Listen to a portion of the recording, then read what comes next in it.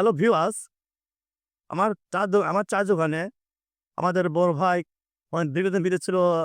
অনেক সময় আমার দোকানে চাও খেয়েছে। অনেক দূর বিদেশ থেকে এসে আমার দোকানে চা খেলো।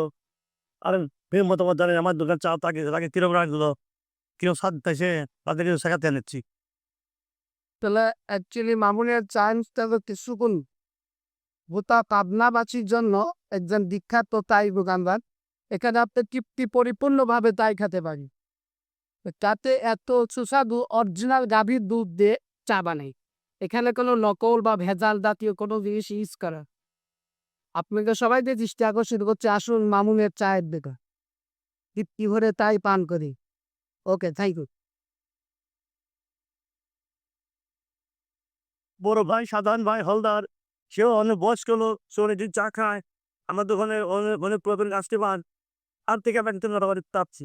চায়ের জগতে একজন প্রিয় নাম মামুন ইস্কিলার। আপনারা যদি চা খাইতে চান মামুন ইস্কিলারের তৈরি আসুন।